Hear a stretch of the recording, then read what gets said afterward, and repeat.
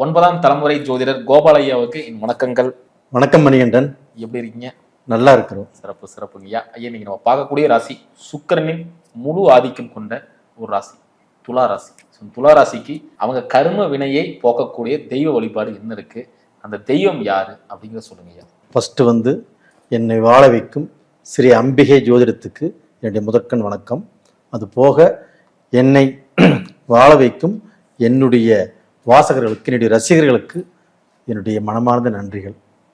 இப்போ சுக்கிரனுடைய கரும வினையை தீர்க்கும் சில பரிகார ஸ்தலங்களும் அவங்களுக்கு கரும வினை எப்படி தீரும் என்பதையும் இந்த வீடியோவின் மூலியமாக நான் சொல்லவிருக்கிறேன். துலாம் ராசிக்கு துலாம் ராசி சுக்கிரன் ஆட்சி பெற்ற ராசி. இதில் இன்னொரு விஷயம் என்னன்னா, 11ஆம் இடத்து அதிபதி பாதகாதிபதி சூரியன் துலாம் ராசிக்கு. அந்த சூரிய பகவான் ஆகப்பட்டது துலாம் ராசியில் தான் நீச்சமாகிறார். அப்போ பாதகாதிபதி நீச்சமாவது என்பது ஒரு யோகம். அது போக இவங்களுக்கு 5 குடிய கிரகம் சனி பகவான் இந்த ராசியிலேயே உச்சம் பெறுகிறார். அப்ப அந்த சனியும் சுக்கிரனும் நட்பு கிரகங்கள், அதி நட்பு கிரகங்கள் கூட. அது போக அதே சனி பகவான் இவங்க ராசியில் தான் உச்சம் பெறுகிறார். அப்போ சுக்கிரன் ஆட்சி, சனி உச்சம், சூரியன் நேச்சம். இது மூன்றுமே இந்த ராசிக்கு யோகக்காரர்கள். அப்போ அவ்வளவு யோகங்கள் இவங்களுக்கு இருந்தும் இவங்க வாழ்க்கையில இவங்க நினைச்ச மாதிரி, இவங்க ஆசைப்பட்ட மாதிரி சம்பாரிச்சு நல்ல பேர் எடுத்து, பேரும் புகழோடு செல்வ பலத்தோடு இன்னைக்கு பாத்தீங்கன்னா நல்ல பொசிஷன்ல இருக்கணும். ஆனா அப்படி இல்லை. அவங்களுக்கு பாத்தீங்கன்னா என்ன கரும வினையோ தெரியல. அவங்க பாத்தீங்கன்னா எவ்வளவு கஷ்டப்பட்டாலும் எவ்வளவு உழைத்தாலும் நல்ல பொசிஷனுக்கு வர முடிவதில்லை. அவங்க கேட்டா, அப்பா வீட்டுல கொஞ்ச நாள் நல்லா இருந்தோம், நான் படிக்கும்போது கொஞ்சம் நல்லா இருந்தேன், கல்யாணம் பண்ணி மாமனார் வீட்டில் கொஞ்ச நாள் நல்லா இருந்தேன், எனக்கு படிப்பு ஓரளவுக்கு வந்துச்சு, இப்படித்தான் சொல்லிட்டு போறாங்களோ ஒழியோ அவங்க பாத்தீங்கன்னா ரொம்ப நல்லா வாழ்ந்துட்டேன், ரொம்ப நல்லா இருக்கிறேன் அப்படின்னு சொல்றது இல்லை. அப்போ பாத்தீங்கன்னா அவங்களுடைய கரும வினைகள் எங்கேயோ ஒரு இடத்துல தடுக்குது. அது போக இந்த சுக்கிர பகவான் இந்த துலாம் ராசிக்கு 7ஆம் வீடாக வருவது செவ்வாய். அப்ப அந்த செவ்வாய் பகவானாகப்பட்டது ஒரு ஜாதகத்தில் துலாம் ராசிக்காரங்களுக்கு அவங்களுடைய ஜாதகத்துல அந்த செவ்வாய் நல்லா இருக்கணும். அந்த செவ்வாய் தான் இப்ப கலஸ்தர காரகன் இந்த சுக்கிர பகவான். அதே மாதிரி அந்த 7ஆம் இடம் தான் இவங்களுக்கு வாழ்க்கையை காட்டக்கூடிய இடம். அப்ப அந்த இடம், அந்த இடத்துக்குரிய கிரகம் நல்லா இருக்கணும். ஆனா துலாம் ராசிக்காரர்களுக்கு பாத்தீங்கன்னா ஏதாவது ரூபத்துல மனைவியாலோ இல்ல கணவராலோ துலாம் ராசிக்காரர்கள் பாதிக்கப்பட்டுட்டே இருக்கிறாங்க. இன்னைக்கு எல்லாருமே நல்லா இருக்கிறாங்கன்னு சொன்னா கண்டிப்பா நல்லா இல்லை. அவங்களுக்கு ஏதாவது ஒரு பாதிப்பு, ஏதாவது ஒரு சோதனை, ஏதாவது ஒரு வேதனை, இப்படித்தான் வாழ்ந்துட்டு இருக்கிறாங்க. அது போக இந்த துலாம் ராசிக்காரர்களாகப்பட்டது தன் குடும்பத்துக்காக உழைத்து, தன்னுடைய அண்ணன் தம்பிகளுக்கோசரம் உழைச்சு, தன்னுடைய நண்பர்களுக்கோசரம் உழைச்சு, தன்னுடைய சொந்த பந்தத்துக்கோசரம் உழைச்சு வீணா போனவங்க தான் இந்த துலாம் ராசிக்காரர்கள். அப்போ அவங்க தனக்கோசரம் உழைச்சுக்கணும், தன்னுடைய மனைவியை காப்பாற்றணும், தன்னுடைய மக்களை காப்பாற்றணும் அப்படிங்கிற சிந்தனையே அவங்களுக்கு வர்றதில்லை. அப்ப இதை பத்தி அவங்களுடைய குடும்பத்துல அவங்க மனைவி இவங்களுக்கு எடுத்து சொன்னாலும், அவங்க மக்களே எடுத்து சொன்னாலும் அதுல ஆண்டவன் கொடுப்பான் அப்படின்னு ஒரே வார்த்தையில் சொல்லிட்டு இவர் தன்னுடைய வேலையை செஞ்சுட்டே இருப்பார். இதனால குடும்பத்துல மனைவியும் மனசுடைஞ்சு போயிடுறாங்க. அவங்களும் சொல்லி சொல்லி சொல்லி இவர் கேட்கலையே, எப்படியோ போகட்டும் அப்படின்னு விரக்தி அடைஞ்சிடுறாங்க. மக்களும் நல்லா இருக்கிறது இல்லை. இதுதான் பாத்தீங்கன்னா துலாம் ராசியுடைய அனுகிரகம். அவங்களுடைய கர்ம வினைகளும் எதுலையுமே பாத்தீங்கன்னா ஜெயிக்கிறது இல்லை. அதே மாதிரி பெரும்பாலும் என்ன சொல்றாங்கன்னா, துலா ராசியில பிறந்தவங்க இப்ப ஆணா இருக்கிறாங்க அப்படின்னா பெண்களாலையும், பெண்ணா இருக்கிறாங்கன்னா ஆண்களாலேயே ஒரு பெரும் பிரச்சனை வருது, ஒரு அவமானத்தை சந்திக்கிறாங்கன்னு சொல்றாங்க. அது எந்த வகையில் உண்மையா? அதுக்கு தான் 7ஆம் அதிபதி இந்த செவ்வாய் பகவான். இந்த செவ்வாய் பகவான் தன்னுடைய ஜாதகத்தில் நல்லா இருந்துட்டால் மட்டும்தான் துலாம் ராசிக்காரர்கள் தப்பிக்க முடியும். அதே சமயம் தப்பிக்க முடியும் அப்படின்னாலும் இந்த கர்ம வினையில் இவங்க மாட்டிக்கிறாங்க. அப்ப இந்த கர்ம வினை தான் அப்படிங்கிறது துலாம் ராசிக்காரர்கள் எவ்வளவு நல்லா இருந்தாலும், துலாம் ராசிக்காரங்க ஆணாக இருந்தாலும் சரி, பெண்கிட்ட அவங்க ஒரு நல்ல திருப்தியான பேர் வாங்க முடியாது. இதே பெண்ணாக இருந்தாலும் சரி, அந்த ஆண்கிட்ட ஒரு திருப்தியான ஒரு பேர் வாங்க முடியாது.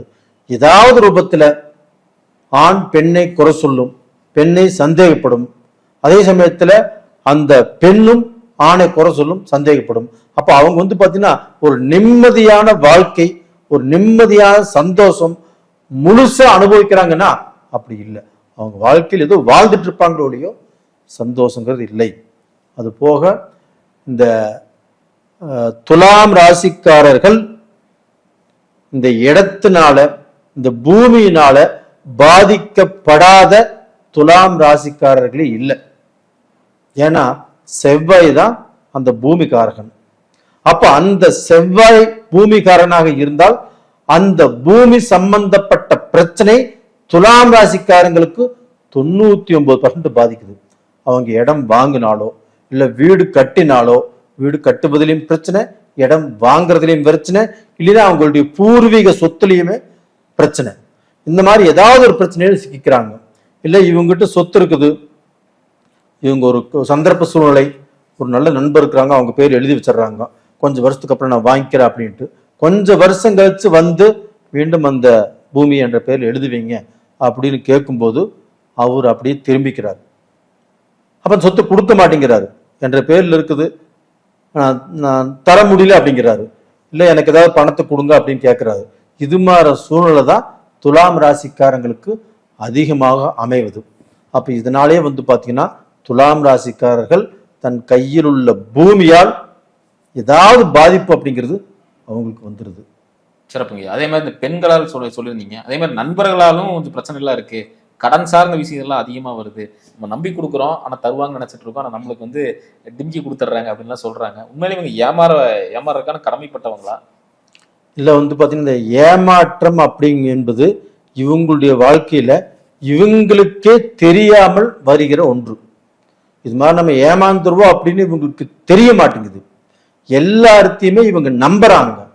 ஆனா நம்பி ஒரு காரியம் செய்யும் போது இவங்க அந்த ஒருத்தருக்கு ஹெல்ப் பண்றாங்க, ஒருத்தருக்கு பணத்தை கொடுக்குறாங்க அப்படின்னா உங்ககிட்ட வாங்குறவங்க அவங்க பாத்தீங்கன்னா அவங்களுடைய பிரச்சனையை ஜமாளிச்சு அவங்க ஏதாவது ரூபத்துல நல்லா இருக்கிறாங்க. ஆனா பாத்தீங்கன்னா நீங்க கொடுத்தவங்க நீங்க தான் ஏமாந்து போயிடுறீங்க. அப்போ நீங்க ஒருத்தருக்கு பணமே கொடுத்தாலும் இந்த பணம் திரும்பி ரிட்டர்ன் நீங்க எதிர்பார்த்த நேரத்துக்கு உங்ககிட்ட கொடுக்குறேன்னு சொன்ன டயத்துக்கு அவங்க கொடுக்க மாட்டாங்க. இதனால நீங்க வேற இடத்துல கடன் வாங்கி அந்த பிரச்சனையை ஜமாளிப்பீங்க. அப்போ நீங்கள் கடன்காரராகிறீங்க, அப்ப கடன் பட்டுறீங்க. அப்ப உங்களுக்கு வர வேண்டியது சரியான நேரத்துல வராது. அப்புறமாவது முழுசா வருமானம் முழுசாவும் வராது, கொஞ்சம் கொஞ்சமா தான் வரும். இது மாதிரி பாதிக்கப்பட்டு துலாம் ராசிக்காரர்கள் ரொம்ப மோசமான சூழ்நிலைக்கு போயிட்டாங்க. அப்ப அவங்களுடைய எல்லாமே கர்ம வினைகள் தான். அப்ப இந்த கர்ம வினைகள் தீர்வதற்கு ஒரு முக்கியமான திருக்கோயில், அதாவது பாத்தீங்கன்னா பூவராக சாமி, ஸ்ரீ பூவராக சாமி, அந்த தெய்வத்தை இவங்க வணங்கி வரணும். அதாவது பாத்தீங்கன்னா ஸ்ரீ பூவராக சாமி, ஸ்ரீ முஷ்ணு பெருமாள், அஷ்டஸ்தலங்களில் ஒரு ஸ்தலம் இந்த விஷ்ணு பெருமாள். அந்த கோயிலுக்கு போயிட்டு வாங்க. எங்க இருக்கு அந்த கோயிலாகப்பட்டது? கடலூர் மாவட்டத்துல அங்க வருதுன்னு சொல்றோம், அங்க வருது. அப்ப பாத்தீங்கன்னா அந்த முஷ்ணு தெய்வத்தை, அந்த முஷ்ணு பெருமாளை சித்திரை மாதங்கள் இல்லைன்னா மாசி மாதத்துல விசேஷங்கள் வருது.